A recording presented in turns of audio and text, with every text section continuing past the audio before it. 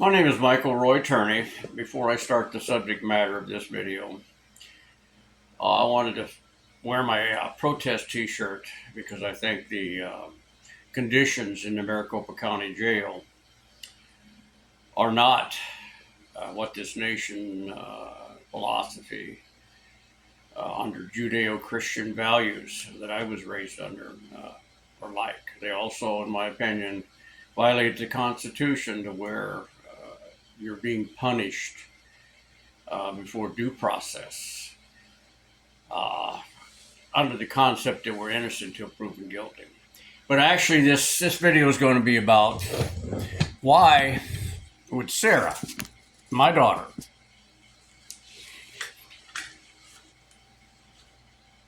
hate me so much that she would push for me to, as she said in the Starbucks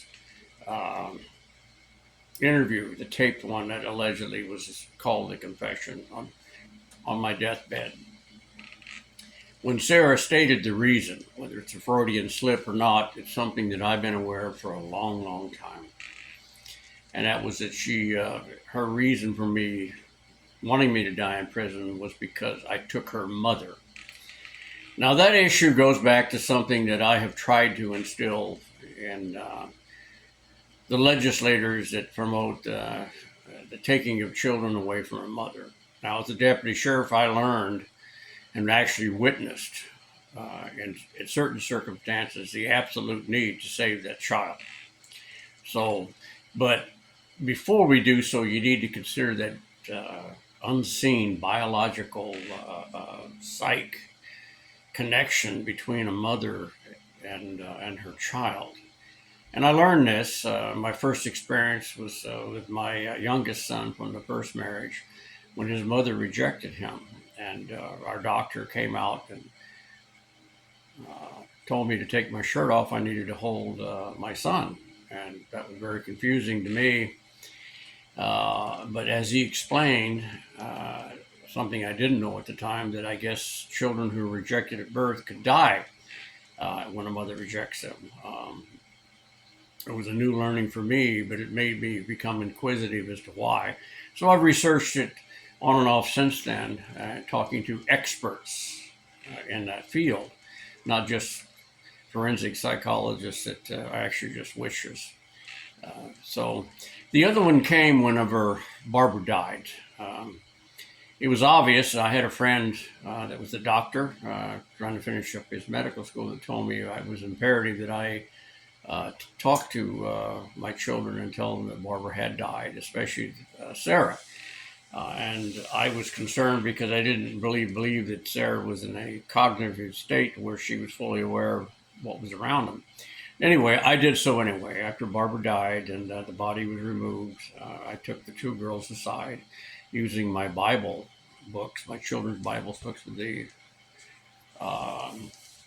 narrations in it, the drawings and what have you, and showed them a picture of angels, of people with wings, and told them that their mother had gone to heaven.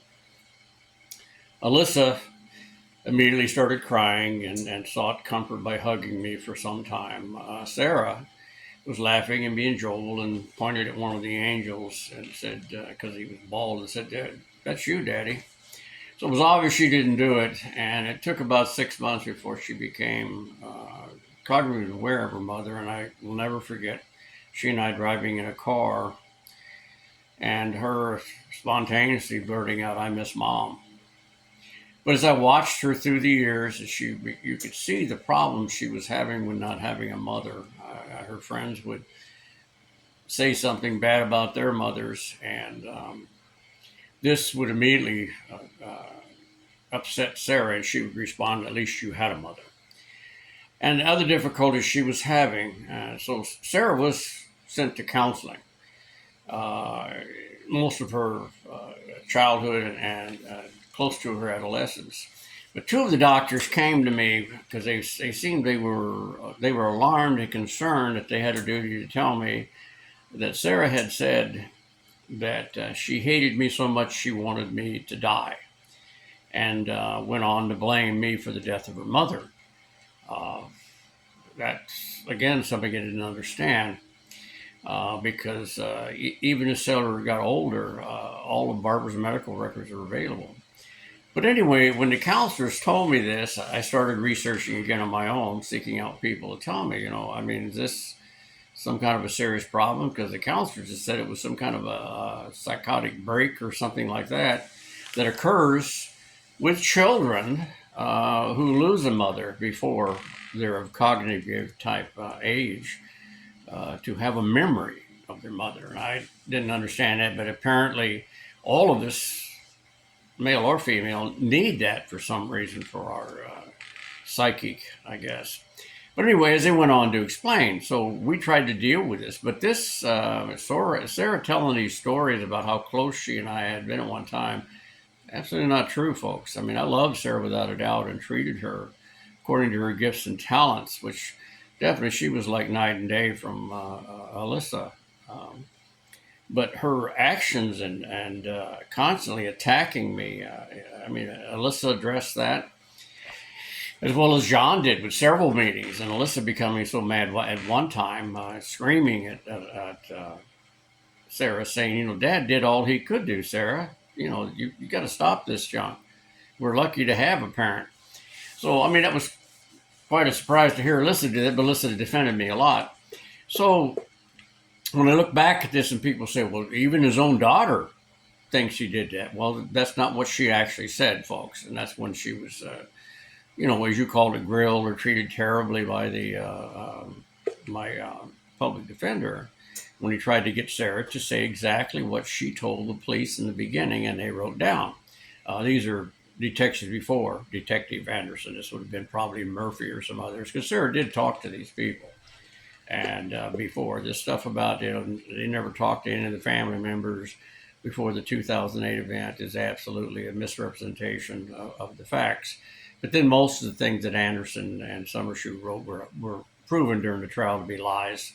They lied like hell. Very, very poor detectives. But back on Sarah's case, having to deal with this, with a child for a second time who didn't have a memory of their mother before the mother left or the mother died, you could see this child almost emotionally with a blank spot searching for something that they didn't know what they were searching for. It's one of those things that because I paid a lot of attention to my kids, I wanted to be there for them, not as a dictator, but because being aware, and more so than most citizens, having worked in police work, the pitfalls that a child can fall into very quickly. And henceforth, my strict parenting, as they call it, or authoritarian. So, no, folks, my rules were quite simple. I wanted to meet and know the parents. That my children were going to go to their houses. I wanted to have phone number exchanges so we could call each other. I wanted to know when my children were approximately going to be home. If they were going to be late, they had the phone number, and they needed to inform me what was going on at the time. Because children, it can disappear in a heartbeat, folks, even up to the age like 17, like Alyssa. And this I've tried to discuss in other ones, but this one I wanted to let you know that Sarah has had that serious problem for a long time, and that's her motivation. It's not what Sarah saw, what Sarah heard, because she didn't see any of this stuff or didn't hear anything and had to admit that in court because she had made that statement before, which is the truth.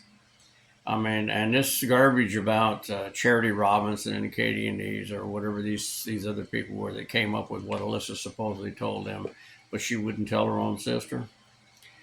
That's completely unbelievable for anybody who really has had children or had a family.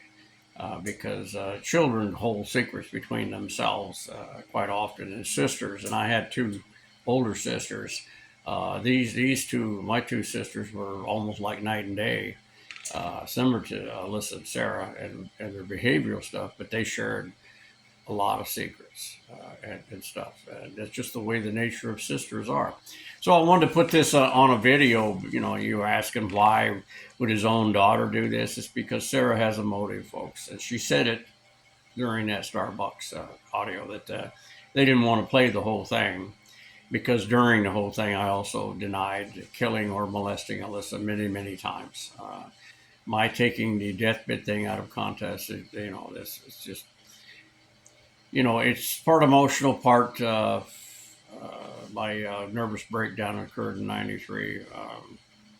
Because I ramble a lot, and I'm starting to do that on this video. I don't want to, but I think that needed to be addressed, as well as we need to stop this torture kind of behavior. It's just not American. That's not what we do. We cannot allow our government to be that mean and that vicious and that cruel. And then the other concept about secret meetings for the grand jury, where police officers and prosecutors are allowed to lie under oath with no accountability. That needs to stop. Thank you.